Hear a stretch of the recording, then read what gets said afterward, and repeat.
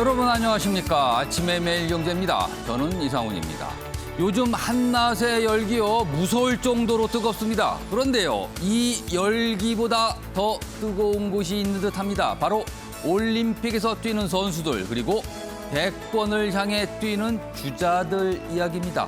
오늘 이 두 가지 모습 집중적으로 다뤄볼 예정입니다. 그럼 먼저 아침 신문 일면 기사부터 전해드립니다. 먼저 매일경제 일면 기사입니다. 기사가 이쪽에 2단 기사로 좀 자리 잡고 있습니다. 집값 잡겠다 그렇게 장담하더니 어제는요 정부 혼자선 안 됩니다. 국민 탓을 했다. 이렇게 제목이 돼 있습니다. 어제 4개 부처 부동산 합동 대국민 담화가 발표됐습니다. 브리핑을 한 겁니다. 그런데 송구하다 짧게 한마디 사과 후에 집값 오를 대로 오랐습니다. 정점 넘어 사지 말아야 됩니다. 이렇게 으름장 경고를 했다. 이게 과연 정부의 대책 맞는가? 이렇게 지적하고 있습니다. 다음은 한국일보 확인해 보겠습니다. 역시 부동산과 관련된 내용을 일면 톱 기사로 다루고 있습니다. 임대차법 시행 1년, 법망 회피 꼼수만 판친다. 얼마 전에 정부에서는 굉장히 효과가 있다고 자화자찬 이렇게 했는데 과연 맞는가 따져본 기사입니다. 전국 공인중개사들이 말하는 실태 이렇게 돼 있면요. 뭔가 여러 가지 약간 회피 수단들이 등장하고 있다는 거예요. 계약갱신 부담에 집을 비워두거나 실거주 핑계로 다른 세입자를 들이기도 한다. 전월세값 2배 뛰고 매물은 반토막으로 줄어들었다. 자, 그리고요. 정부는 계약 갱신율 77% 이렇게 자찬을 했는데 현장에선 주거 안정보단 시장 불안을 야기하고 있다. 이렇게 쓴소리를 하고 있습니다. 이번엔 동아일보 확인해 보겠습니다. 자, 우리 펜싱 선수들 이야기입니다. 제목이요. 우리의 발은 그들의 손보다 빨랐다. 우리 선수들 펜싱을 하는데요. 이른바 발 펜싱을 한다 그러죠. 여기 보시면 사진 보세요. 지금 다리를 크게 벌려서 공격을 하는 우리 선수들 모습이고요. 이제 상대 선수입니다. 움직임이 굉장히 많고요. 움직임의 이 폭도 굉장히 큽니다. 아래로 가겠습니다. 펜싱 남자 사브로 단체전 금메달 얻었습니다. 그것도 압도적인 실력으로 이겼습니다. 강한 체력 그리고 현란한 스텝. 이게 우리 선수들의 장점이라고 합니다. 그리고 손기술 뛰어난 유럽 펜싱을 제압을 했다. 이렇게 해설을 하고 있습니다. 마지막으로 경향신문 보겠습니다.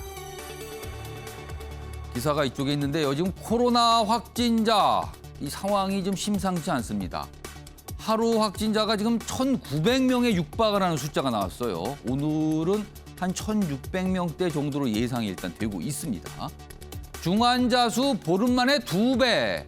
코로나 의료 과부하 우려가 있다. 병원마다 지금 인력 부족에 시달리고 있습니다. 자, 역대 최고치를 기록하는 확진자 숫자인데요. 거리 두기 강화에도 확산세는 계속되고 있습니다. 그리고 의료진 피로가 누적돼서 앞으로 2주 이거 버티기 쉽지 않다. 이런 말들이 현장에서 나오고 있다고 합니다. 자, 지금까지 일면기사 짚어봤고요. 오늘도 뉴스의 의미를 깊숙하고 풍부하게 읽어주실 네 분께서 자리하셨습니다. 한 분씩 소개해드리겠습니다. 먼저 화면 가장 맨 왼쪽에 앉아 계십니다. 윤영걸 전 매경닷컴 대표 오늘도 자리하고 계십니다. 그리고 그 옆에는 박창한 장한대 교수 나와 계시고요. 세 번째 자리에는 현근택 전 민주당 상근 부대변인 자리하고 계십니다. 마지막으로 김재섭 전 국민의힘 비상대책위원 나와 계십니다. 안녕하세요. 안녕하세요.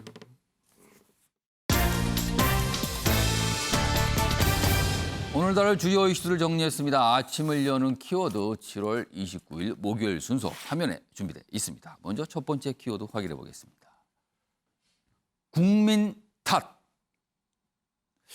어제 부동산과 관련된 정부 합동 담화 발표 브리핑이었습니다. 핵심을 언론들은 지금 국민 탓하신 거예요? 이렇게 묻고 있습니다.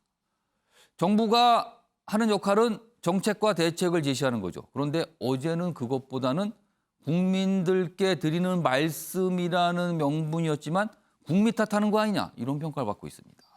두 번째 키워드는 약속도 소용없다. 여당 대선 주자들 상대를 향한 비방전 선을 넘었다는 평가 그동안 받았죠. 어제 공정하게 경쟁합시다. 약속하고 그런 자리가 있었어요. 그런데 그 약속을 한 뒤 몇 시간 뒤에 TV 토론이 있었는데 과연 그 약속 이행하고 있는 겁니까? 이런 의문을 들게 하는 모습들이 있었습니다. 세 번째 키워드는 시큰둥입니다.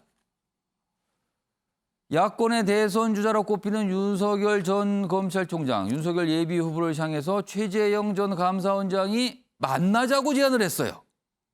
뭔가 지금 상황이 좀 분란이 일어나니까 이런 거 정리한 채로 만나자. 그러나 반응이 영 시큰둥합니다. 뭐 어떻게 보면 지금 왜요? 약간 이런 느낌도 듭니다. 마지막 키워드는 쿨하게 즐긴다. 자, 도쿄올림픽, 과거 올림픽과는 좀 다른 모습들이 여러 가지가 있는데 그중에 한 가지는요. 선수들이요.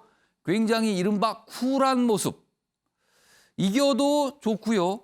그러나 졌을 때도 상대를 존중하고 인정해주는 그리고 쿨하게 즐기는 모습 곳곳에서 나타나고 있습니다. 자, 오늘 다뤄볼 예정입니다. 아침의 매일경제 첫 번째 이슈는 어제 정부의 부동산 관련 브리핑 내용 좀 짚어보겠습니다. 어떻게 보면요 대책이라기보다는 국민들을 향해서 뭔가 경고를 한 것 같습니다. 그 내용 좀 짚어보겠습니다. 투기를 16번 언급한 홍남기 부총리, 부동산 대책은 없이 대국민 엄포를 놨다. 어제 브리핑, 어제 대국민 담화 내용을 이렇게 평가하고 있습니다. 좀 더 보겠습니다. 어제 경찰청장까지 같이 자리를 했어요. 매수 자재, 투기 엄단. 이 기사는 담화문 앞에 협박이라는 표현을 썼습니다. 좀 더 가겠습니다. 집값 고점이라는 근거로 고점 전망들이 좀 있어요. 그걸 근거로 뭐 여러 가지 통계 제시를 했는데 유리한 지표만 인용하고 있는데 이거 호도하는 거 아닙니까? 이런 내용이고요. 그다음에 홍남기 부총리 공유주의 비극 이런 언급을 합니다. 집값 폭등 원인으로 이기심을 지목했다. 국민들의 이기심이 원인이다. 정치권은 이렇게 무지하나 이런 질타의 목소리도 나왔습니다. 자, 그럼요. 어제 뭐 여러 부처가 같이 했거든요. 그 발표 내용 좀 확인해 보겠습니다. 주택 가격이 지속적으로 오를 수는 없다 하겠습니다. 지금은 불안감에 의한 추격 매수보다는 향후의 시장 상황, 유동성 상황, 객관적인 지표, 그리고 다수 전문가 의견 등에 귀 기울이며 진중하게 결정을 해 주셔야 할 때라고 보여집니다. 공유지의 비극을 막기 위해서는 우리 모두가 공동체를 위하여 지혜를 모아 협력해야 할 때입니다. 통화당국이 금리 인상을 시사하고 가계대출 관리가 엄격해지는 가운데 대규모 주택 공급이 차질 없이 이루어지면 주택시장의 하향 안정세는 시장의 예측보다도 큰 폭으로 나타날 수 있습니다. 경찰청은 하반기부터는 부동산 투기사범 특별 단속의 일환으로 부동산 투기 비리뿐 아니라 부정청약과 기획 부동산 투기 등 4대 시장 교란 행위에 대한 단속을 강화하고자 합니다. 자, 유영골 대표님, 공유지의 비극은요 경제학 교과서에 나오는 표현이에요. 그러니까 공동으로 갖고 있는 어떤 자산이 있는데 그거에 대해서 남들은 손해 보지만 내가 이익이 되는 행동을 자꾸 하게 되면 결국엔 전체가 다 손해 보는 뭐 이런 사례인데 어제 지금 부동산 시장의 모습을 공유지의 비극이라고 비교했습니다. 어떻게 보세요? 경제부총리가 지금 주택 문제를 공유지의 비극이라고 표현할 정도면은 얼마나 소신이었고 철학이었고 해안이었고 머릿속이 저는 좀 심한 말로 머릿속이 비었으면 저렇게 얘기할까 이런 생각이 들어요. 공유지의 비극이 뭐예요? 한정된 자원에 이기심으로 그게 자원이 박탈되는 거 아니에요. 예를 들면 목초지에 농장주들이 소를 많이 풀어놓으면은 목초가 다 황폐화가 되잖아요. 그러니까 소들을 적절하게 통제하자. 이게 공유지 비극 아니에요. 근데 지금 우리나라 주택이 공유지입니까?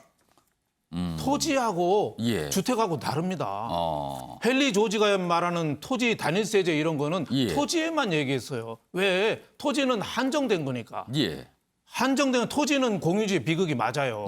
한정됐으니까. 근데 주택은 얼마든지 질 수 있잖아요. 예. 지금 강남에 재건축 풀으면 100층, 200층 막 질 수 있고 그린벨트도 얼마든지 질 수 있고 얼마든지 할 수 있어요. 예. 근데 지금 규제 꽉 쥐고 있잖아요. 그런데 경제부총리가 공유주의 비극, 국민들의 이기심 때문에 지금 집값이 오른다? 예. 저런 말을 어떻게 할 수가 있는가? 경제부총리 저는 저 자격 미달이라고 봐요. 저 표현 하나만 봐더라도. 예. 그리고 어제 투기 말을 16번 했거든요. 예. 근데 투기와 투자도 경제부총리 함부로 얘기하는 거 아닙니다. 트럼프가 얘기했어요. 투자는 사놓고 오르게 하는 게 투자고 예. 투기는 사놓고 기다리는 게 투기라고. 투자 스페큘레이션하고 비슷비슷해요. 그 결로 인베스트먼트랑 구별이 애매해요. 예. 근데 지금 투기라고 얘기한 게 지금 정부에서 한 게 71만 건 중에서 69만 건, 69건. 예. 그러니까 전체 중에서 0.009%가 뭐 이상한 거래가 나타났다. 근데 그걸 투기로 할 수 있을까요? 정부가 지금 세금이라든지 제도 이런 게 총체적으로 잘못됐기 때문에 그 결과적으로 주택값이 올랐다고 해야지. 투기꾼 몇 명 때문에 0.009% 때문에 지금 집값이 오른 걸까요? 예. 저는 그래서 지금 경제부총리가 너무 좀 세상을 좀 제대로 못 보고 있다. 그리고 바로 하루 전날 예. 27일 저녁 때는 IMF가 우리나라 경제 올해 성장률을 4.6% 예. 전망 상향했거든요. 그래서 홍남기 부총리가 자랑했어요. 우리 경제가 이렇게 탄탄하고 회복 탄력성이 좋다. 근데 어제 기자회견은 뭐예요? IMF 때 집값 떨어졌고 2008년 금융위기 때 폭락했으니 우리 경제가 지금 한번 위기가 오면 또 폭락할 수도 있다. 이 얘기잖아요. 예. 이 얘기를 경제부총리가 하루 만에 이렇게 막 왔다 갔다 해도 되나요? 지금 주택값이 비싸다고 하면은 예. 세계 각국하고 똑같이 비교해서 가격이 얼마인지 추이를 지금 공급량하고 비교해서 정확한 데이터를 국민들한테 해야 되는데 예. IMF 때도 오르고 2008년에도 떨어졌는데 그때 예. 떨어졌는데 지금 경제 위기가 오면은 폭삭 망할 거다. 이게 경제부총리가 할 얘기인가요? 저는 이 어제 기자회견 하는 거 보고 예. 경제부총리가 빨리 바뀌든지 아니면 예. 문재인 정권이 부동산을 포기하든지 예. 둘 중에 하나 결판을 내야 된다고 저는 봅니다. 어제 정부의 대국민 담화 내용, 브리핑 내용을 언론들이 여러 가지 이제 정리를 하고 뭐 요약도 하고 있는데 전체로 보면은요 한마디로 말하면 이겁니다.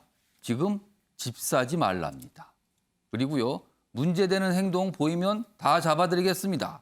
이겁니다 지금. 다음 기사 보겠습니다. 부동산 시장 반응이 이렇습니다. 어제 나온 반응이요. 실수요자 협박하는 겁니까? 야당은 홍남기 역대급 망언을 했다. 굉장한 호평을 내놓고 있습니다. 지금요. 만평도 좀 하나 보겠습니다. 이게 무슨 그림인가요? 경지의 일은 뭐 이렇게 돼 있는데 이게 경향신문 만평인데요. 뭔가 수영장에서 뛰어들었죠. 그런데 뛰어들면서 이렇게 얘기합니다. 집값 거품이 곧 두고 봐라 하고 뛰어듭니다. 그런데 이 수영장에 물이 없네요. 그럼 어떻게 되는 겁니까? 이 상태에서 여길 뛰어들면은. 정부의 모습이 이거 아니냐는 겁니다. 지금 이 만평에서 다루고 있는 거예요. 자, 그런데요. 2년 전이군요. 2년 전에 문재인 대통령 부동산 시장과 관련해서 굉장히 자신 있는 목소리를 좀 냈거든요. 그런데 지금 과연 그 자신 있는 목소리대로 현상이 나타나는 건지 많은 분들이 좀 의아심을 갖고 있는 거죠. 2년 전의 목소리 확인해 보겠습니다. 저는 이게 부동산 문제는 우리 정부에서는 이렇게 자신이 있다고 이렇게 좀 장담하고 싶습니다. 특히 서민들의 전월세는 과거에는 정말 미친 전월세 그런 이야기 했는데 지금 이제 우리 정부 하에서 전월세 가격은 아주 안정돼 있지 않습니까? 현재의 방법으로 부동산 가격을 잡지 못한다면 보다 강력한 그런 여러 가지 이 방안들을 계속 강구해서라도 반드시 부동산 가격을 잡겠다는 말씀을 드리고. 박정환 교수님, 2년 전에 문재인 대통령의 이야기 지금 다시 돌려보니까 굉장히 공허한 상황이 됐습니다. 그 사이 뭐가 문제가 된 겁니까? 왜 저 말이 실현이 안 된 겁니까? 결국은 근본적인 문제가 주택의 공급이 원활하지 않은 상태에서 예. 가격은 올라가는데 예. 그것을 잡겠다고 하니까 시장의 논리를 극복하지 못한 거 아니냐 이렇게 평가를 하고 싶습니다. 어저께 이제 홍남기 부총리의 그런 그 발언들이 굉장히 공허하게 들릴 수밖에 없는 게 고점이다. 이미 예. 고점이다라고 하는 얘기를 20년 전에도 했어요. 누가 했냐? 참여정부의 노무현 대통령이 했습니다. 무리해서 집 사지 마십시오. 고점 옵니다. 예. 그러면 서민들 어려워집니다라고 얘기를 했습니다. 지금 똑같이 그 얘기를 하고 있어요. 그런데 20년 전에 사둔 집과 아파트와 20년 전에 살던 빌라와 비교해 보면 예. 가격 격차가 어마어마하죠. 그러니까 국민들이 아무리 고점이라고 그래도 예. 눈으로 보고 들은 게 있고 특히나 현 정부 들어서서 뼈저리게 아파트 안 사면 안 되는구나. 이거를 느꼈는데 예. 20년 동안 30년 동안 보고 들은 게 있는데 고점이다 사지 마라 그런다고 안 살 수가 없는 거죠. 오르는 게 봤는데 예. 두 번째는 국민의 이기심 문제를 냈어요. 공유주의 비극 얘기를 하면서 예. 근데 국민의 이기심을 얘기를 하면은 예. 결국은 그럼 너희들은 어떠냐라고 하는 문제로 또 환원될 수밖에 없어요. 그렇게 문재인- 말씀하시는 그쪽은 어떻게 그렇죠. 어떤 모습이세요? 문재인 정부가 이 함정에 빠져가지고 고위공직자들이 그러면은 우리가 솔선수범해야 된다. 그래서 1주택 얘기를 했단 말이에요. 예. 그랬더니 논란이 똘똘한 한 채 갖다가 정말로 문재인 정부가 완전히 그냥 뭐랄까요. 이 부동산 검증 앞에 국민들 예. 앞에서 무릎을 꿇은 일이 있었단 말이죠. 좀 그런 점에 있어서 이기심 얘기를 도대체 왜 하는가. 물론 고위공직자가 부동산 가격이 계속 오르니까 국민들한테 얘기할 수밖에 좀 투기를 하면 안 된다 예. 이렇게 얘기할 수밖에 없는 거는 인정을 하는데 너무나 공허하다라는 거예요. 고점이다, 이기심 때문이다라고 얘기한다면 예. 결국은 부동산 문제는 해결할 수 없는 거구나라고 하는 걸 인정하는 꼴밖에 안 된다. 예. 좀 그런 점에 있어서 너무나 공허하고 허무하게 느껴지는 어저께의 그런 대책 아니었냐. 대책이라기보다는 기자회견이죠. 좀 그런 측면에 있어서 가장 본질의 문제. 예. 공급을 지금 3기 신도시 얘기하고 있고 여러 가지 했는데 예. 그게 진척률이 얼마 정도 되고 그다음에 서울에서 또는 수도권에서 공급을 갖다가 어떻게 지속적으로 또 확장할 건지 예. 이런 부분들이 같이 언급이 돼야지 저것도 말이 먹히는 거지.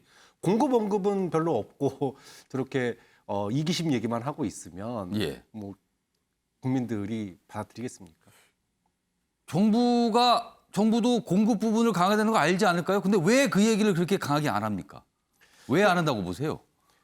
공급이 자칫 그러니까 예. 지금 이제 오세훈 시장 그때도 얘기를 했지만 자칫 이게 규제를 갖다가 완화한다, 부동산을 갖다가 완화한다 그러면은 예. 이것이 이제 투기 심리를 갖다가 자극할까봐 예. 이게 안 되는 측면이 있는 거죠. 그 다음에 이제까지 해왔던 정책을 갖다가 그럼 포기해야 된다라고 하는 게 되는데 정책을 뒤집는 것처럼 보인다는 건가요? 그렇죠. 근데 홍남기 부총리가 자신이 대통령이 포기한다 그러면 몰라도 경제부총리가 나와가지고 정책 포기한다는 말을 할 수가 없는 거예요. 근데 지금까지 시장 상황 보면 지금까지 내놓은 정부의 부동산 정책은 실패한 거 아닙니까? 근데 그 실패를 갖다가 인정하기가 쉽지가 않은 거죠. 왜냐하면 지금 그동안에 이제 부동산으로 벌어들인 이득을 갖다가 세금으로 때리겠다라고 얘기하면서 엄청나게 예. 지금 세금 정책을 했는데 예. 진짜 오르고 있으면 이제 거들 때가 됐어요. 그때 만들어 놓은 정책들이 이제 지금 발효가 되고 있는데 이 효과성을 갖다가 보지도 못하고 무너지게 되면 정말로 이제까지 내어세웠던 문재인 정부의 부동산 정책, 경제 정책이 예. 정말로 아무것도 아닌 게 돼버리기 때문에 그 부분에 있어서 정책의 효과를 갖다가 지켜보고 하겠다라고 하는 고집도 들어있는 것 같아요. 근데 효과를 지켜보다가는 현 정부가 다 끝나잖아요. 자, 어제 그 발표 나온 뒤에 신문 사설 2가지 준비했는데요. 뭔가 좀 지적을 담고 있습니다. 어제 내용에 대해서 이렇게 정리하겠습니다. 첫 번째 사설은 집값 조정 경고보다는 공급 대책 신뢰가 시급하다. 정부가 공급을 충분히 하겠다. 시장이 믿으면 시장이 안정되는데 이거 못하고 있는 겁니다. 라고 이 첫 번째 사설은 지적하고 있습니다. 공급에 대한 믿음을 줘라. 이겁니다. 자, 두 번째 사설 가겠습니다. 매일경제입니다. 어제 정부 부동산 담화문 발표 중에서요. 경찰청장이 있었습니다. 그죠? 경찰청장이 왜 정부 부동산 담화에 나오나? 이게 맞는 겁니까? 이렇게 묻고 있습니다. 김재섭 전 비대위원. 네. 이 경찰청장이 어제 사실은 뭐 엄단하겠다 뭐 이런 얘기를 한 거예요. 이거 어떻게 보세요?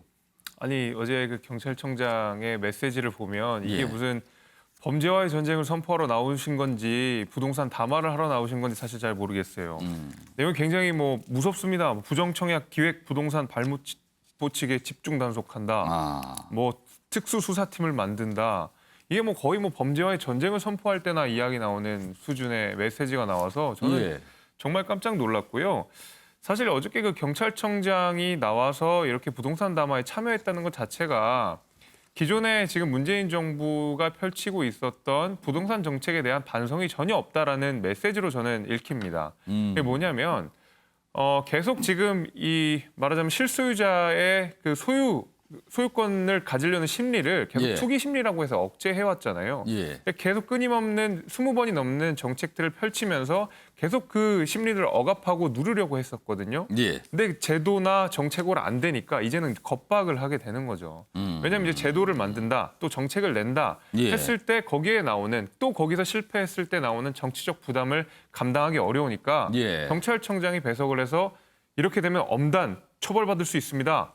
뭐 또 혼날 수 있습니다. 예. 이런 식으로 국민께 사실 메시지를 내는 것과 진배가 없다고 생각하기 때문에 지금 이 문재인 정부의 부동산 기조가 전혀 안 바뀔 것 같다. 계속 이런 식으로 억누르는 방식으로 투기 심리 이런 것들을 이 누른다는 이 명분 아래에서 예. 계속 집값 상승을 못 막지 않을까라는 저는 어떤 회의적인 생각이 많이 들었고요. 지금 이제 홍남기 부총리가 얼마 전에 했었던 얘기가 뭐였습니까? 전세 우리 뭐 그 계약갱신율이 굉장히 높아져가지고 예. 자화자찬한 일지 않습니까? 갱신율이 굉장히 높았다. 그런 평가를 스스로 내놨죠. 거기에 대해서는 메시지가 보면 뭐 좀 송구스럽다 이런 말이 하나 하고 사실 거기에 대해서는 이 폭등한 전셋값에 대해서는 아무런 얘기가 없었어요. 전셋값이 1년 동안 지금 거의 6배가 상승률이 6배가 늘었다고 하는데 예. 여기에 대해서 홍남기 부총리가 떳떳하게 이야기도 못하고 경찰을 배석해가지고 잘못은 국민한테 있으니까 여러분이 잘하셔야 됩니다라는 메시지를 준 것과 뭐가 다르겠습니까? 저는 그래서 어제 담화 굉장히 비판적으로 생각하고 하루라도 빨리 이 부동산 기조를 바꾸고 좀 공급 얘기도 계속 나오는데 공급을 하겠다고 하더라도 지금 재건축 재개발 규제를 이런 식으로 묶어두면 어떻게 공급이 이루어지겠습니까? 저런 것도 메시지가 어긋날 수 있으니까 예. 확실하게 국민들한테 사인을 줘야 된다. 공급 늘려야 된다. 확실하게 정책 기조의 변환이 필요하다고 생각합니다. 지금 세 분 패널께서 굉장히 이제 매섭게 좀 질타를 해주셨어요. 지금 션근택 전 부대변인께서 지금 여당 소속이시니까 아마 여러 가지 지금 생각이 드실 것 같아요. 지금 사실은 야권에도 그렇고 시장의 평가가 정부가 20번이 넘는 여러 가지 대책을 내놨지만 속수무책이었다. 그러니까 오히려 또 좀 냉혹하게, 냉정하게 평가하는 쪽의 얘기는 뭐냐면요. 정부가 대책을 내놨는데 그 대책들이 오히려 또 덧나게 했다. 그래서 지금 부동산 시장이 이 지경에 이른 거다. 이런 평가가 있는데 여당 입장에서는 좀 억울하십니까, 그러면은? 정책 실패했죠. 지금 이제 뭐 한간에처럼 오히려 정부 말 반대로 하면은 반대하는 게 더 낫다 이런 얘기가 있을 그 정도잖아요. 정도의 말까지 나오는 상황이다. 지금 스물뿐만 아니라 지금 뭐 세 분 다 말씀이 다 일리가 있어요. 왜냐하면 뭐 자본주의 사회에서 개인의 이기심 자체를 탓할 수는 없는 거잖아요. 누구든지 좋은 집에 살고 싶고 내가 예. 산 집이 오르길 원하고 예. 그거는 인지상정이거든요. 그게 나쁘다라고 할 수는 없는 거예요. 예. 그러니까 또 사실은 말씀하신 것처럼 뭐 공급 당연히 나와야죠. 지금 3기 신도시도 계획대로 잘 안 되고 있거든요. 빨리 이제 분양 뭐 하겠다 그랬는데 빨리 일정을 해야 되는 것이고 뭐 재건축 재개발뿐만 아니라 민간 분양도 마찬가지로 저는 그러니까 집을 살려는 국민들의 어떤 생각 자체가 악의적이고 나쁜 것이다라고 얘기하는 건 저는 안 맞다고 보고요. 지금 예를 드는 것처럼 뭐 외환위기 때 그다음에 뭐 금융위기 IMF 때 당시. 예. 금융위기 때 집값 떨어지긴 했잖아요. 10% 20% 떨어졌는데 예. 또 1년 내에 금방 회복됐거든요. 그때 예를 들면서 집값 떨어질 거니 사지 마라 한들 그게 이제 먹히겠냔 말이죠. 좀 많은 분들이 사실은 외환위기 당시에 집값이 떨어진 이후에 회복하는 모습을 보면서 정부와는 다르게 생각하시는 분들 그렇죠. 많거든요. 지금 더군다나 예. 지금 상황이 지금 계속 뭐 코로나 상황이기 때문에 통화가 많이 풀리고 있잖아요. 쉽게 얘기하면 이제 자산, 뭐 주식뿐만 아니라 뭐 주식이나 뭐 비트코인이나 부동산에 몰리는 게 이제 현금은 굉장히 많아졌단 말이죠. 사람들이 시중에 돈이 많이 풀린 거죠. 예. 그러니까 갈 곳이 없는 거죠. 무조건 짓누른다고 해결되지 않습니다. 그러니까 제가 보기에도 특히 경찰청장까지 대동해서 뭐 집값 사면 뭐 어찌 보면 약간 예전처럼 뭐 집 사면 폐가망신하겠다 이런 거랑 비슷한 건데 또 예. 실제 조사해 보니까 뭐 70만 건 중에 몇 건 안 되는 거예요. 그 예. 문제되는 건들이 지금은 굉장히 투명하게 돼 있기 때문에 예전처럼 뭐 다운 계약서라든지 예. 아니면 이중 계약 이런 건 잘 없거든요. 예. 그렇게 본다 그러면 국민들한테 뭐 사지 말라고 할 게 아니라 대안을 내놔야 된다. 저는 뭐 그게 아마 제가 보기에 이번 대선에도 가장 큰 이슈가 될 것 같고 여당 입장에서도 부동산 문제 때문에 굉장히 욕을 많이 먹고 지난번 보궐선거 또 패했잖아요. 예. 그러니까 뭐 정부는 이렇게 갈지 모르지만 여당 입장에서는 뭐 정부가 가기는 지금 쉽지 않은 상황 아닌가라고 보고 있습니다. 정부 입장에서 좀 생각을 해보면 더 이상 내놓을 대책이 마땅치 않으니 국민들에게 좀 호소라도 좀 해보자. 뭐 이럴 수 있습니다. 그러나 어제 그 모습 여기 보셨지만요. 반응 별로 안 좋습니다. 지금. 오늘 이런 평가 받고 있습니다. 자, 부동산 관련 얘기 이 정도로 정리하겠습니다.